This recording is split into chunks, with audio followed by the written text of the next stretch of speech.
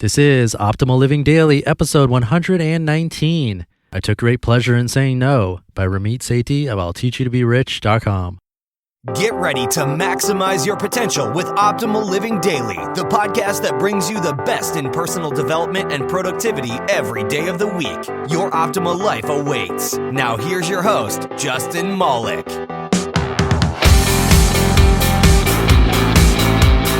Hello, and welcome to Optimal Living Daily. This is the podcast where I find content for you and simply read to you for free. I'm Justin Malik, and today would normally be an episode of Financial Friday, but you might be aware that I recently launched a spin-off podcast called Optimal Finance Daily, and I feel like every time I read a financial post here, it takes away one more awesome post that we could use on the other show. So I thought today I'd experiment and read from a typical financial author, but one of the posts that isn't necessarily about money. So let me know what you think, if that makes sense to you, or if you're really sad and bothered by this. I'm open to hearing your opinion either way, as long as it's civil. Please don't send me angry emails. You can get in contact with me at oldpodcast.com. And while you're there, why not join my free weekly newsletter, where you can get some really cool financial spreadsheets that I built myself just for you. And one even comes with a free video tutorial that I recorded to help you out. Again, you can join at oldpodcast.com, or a really fast and easy way to join is to text the word optimal to the number 44222. So with that, let's jump right into a non-financial post and start optimizing your life. I took great pleasure in saying no by Ramit Sethi of I'llTeachYouToBeRich.com. A weird thing happened over the last 8 weeks. I started getting scattered messages from people who couldn't subscribe to my email list no matter how many times they tried. After I got more than 10 emails, I decided it wasn't PEBCAC, problem existing between chair and keyboard, and I had an IWT analyst look into it. We discovered a minor bug. If someone unsubscribes, then later tries to rejoin, they can't. Analyst, quote, "Should we prioritize fixing this?" Unquote. If you're curious how I responded, this email exchange should give you a taste. Alexander, quote, "Hi Ramit, I once was young and stupid, so I decided to unsubscribe to your email list. Big mistake. I have a hard time trying to get back on it via your webpage. If you could put me back on the email list manually, I'd appreciate it. Thanks." Unquote. My response 9 minutes later, quote, "Why did you unsubscribe?" Alexander, quote, "No way, did you just answer me that fast? Thanks. To be honest, I thought your material was a scam.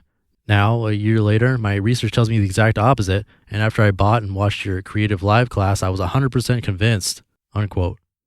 Ramit, quote, "I understand. Come back in 3 months and I'll see if you're serious." Unquote. Love it. Pure justice. You unsubscribed, now you want back in? You can wait outside in the cold and I'll let you back in when I'm good and ready. I'm not being punitive. Well, that's a lie. That's exactly what I'm doing and I love it. But I also think there's a deeper lesson here.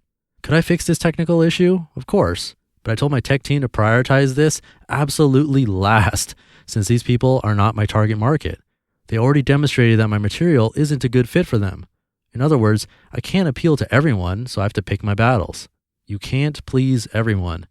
Like I told you in Tuesday's post, I had some interior decorator ask me if I really had any credentials to teach personal finance. Why do I care about defending myself to her? I have bigger fish to fry.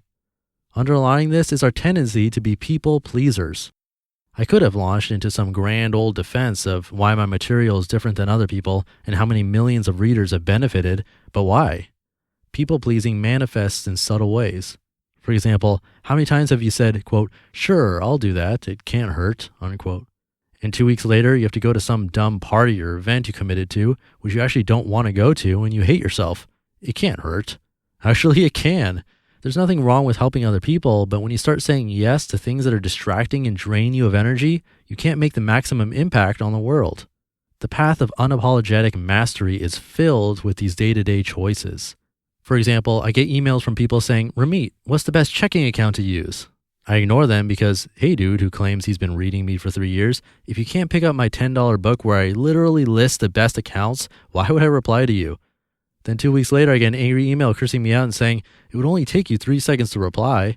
Yes, it would, times 600 email requests a day, times my mental anguish of responding to people who make me want to shiv my eye with a chopstick. Too many choices equals puke. The question to ask is, who have you consciously decided you won't dignify with your limited attention? We started off the year talking about unapologetic mastery. That sounds like a good tagline, but when it comes down to making the day-to-day choices to get there, it's easy to get crippled by too many choices. But if you want big change, you have to tackle a small number of big wins. Yesterday, I got a ton of emails from people who said, I really want to start this business, but I have a lot of student debt and my job doesn't pay me enough at all. Well, the answer is get a better job, get financially stable, then tackle the business idea. You can't change the world if you're worried about your bills every month. When you're financially stable and growing, you can do nice things for others and for yourself. In other words, once you have a big win, like becoming financially stable, you can let that success bleed into other areas of life. For example, once you're earning more, you can buy back your time, like I do with a chef and someone who cleans my apartment, or even buy results, like with a personal trainer. To live a rich life this year, we're not going to tackle everything. We're going to tackle one big win at a time. Learning how to crochet or visiting another country can be on your to-do list, but just like I deprioritized that weirdo's request above, you also have to say no to doing everything at once. This year, mastery starts with doing one thing and doing it extraordinarily well. So I'm going to make it easy for you. This year, what would make more of an impact? Mastering closet organization or finding a new job that makes you excited to wake up every day? I want you to really dig deep about what goals are going to get your big win this year. A good framework is, quote, if I succeeded at this one thing, would my success bleed into other areas? Unquote. Good example.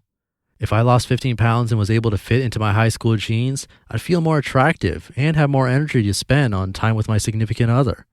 Bad example. I want to learn to speak Spanish because, well, it'd be cool. Don't be that guy setting goals that sound good but are doomed for failure.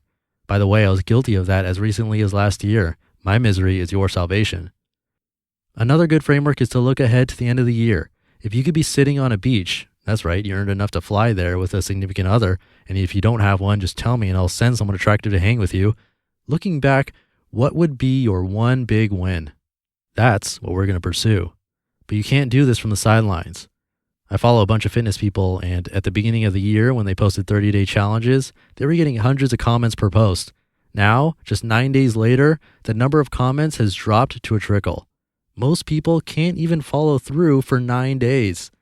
But if you want to make unapologetic mastery a winnable result, not just a tagline, join my free email list and I'll send you material that will challenge, confound, and enlighten you. The choice is yours. You just listened to the post titled, I Took Great Pleasure in Saying No by Ramit Sethi of I'llTeachYouToBeRich.com. And let that be a warning if you unsubscribe from Ramit's email list. But there's good lessons in there about choices and sticking to one thing that hopefully was helpful for you. And don't worry, if you unsubscribe from my email list, you can always get back on and you can still get your free gifts and be entered to win a book every single month, all for free. And unsubscribes are fine with me. You can join me at oldpodcast.com or text the word optimal to the number 44222. And that's 119 episodes down, which is crazy to me. That means I've been doing this for right around 4 months and still sponsorless and still all free. I really hope you find this podcast helpful. And besides helping myself to be a better person and also help overcome social anxiety, I do this for you to help you. And getting replies to my newsletter with your stories or hearing what's going on in your life or what you're struggling with and anything that I read that helped is one of the greatest feelings ever. So I'm going to try to keep doing this for you as long as you keep listening. You know, we're in it together. So that's that. Have a great weekend, and I'll see you tomorrow for episode 120, where your optimal life awaits. Hey, this is Dan from the Optimal Finance Daily podcast, which is a lot like this show, except more focused on personal finance. Justin handpicks the best posts he can find from blogs and authors like Ramit Sethi, Mr. Money Mustache, and more, and I read them to you 5 days a week. So if you enjoy this podcast, come on over and subscribe to Optimal Finance Daily too. And together, we'll optimize your financial life. You've been listening to Optimal Living Daily. Be sure to hit the subscribe button to stay up to date on each new episode, and head to oldpodcast.com. That's OLDpodcast.com for a free gift, as well as more actionable tips and resources to help you maximize your potential. Thanks for joining us, and remember, your optimal life awaits.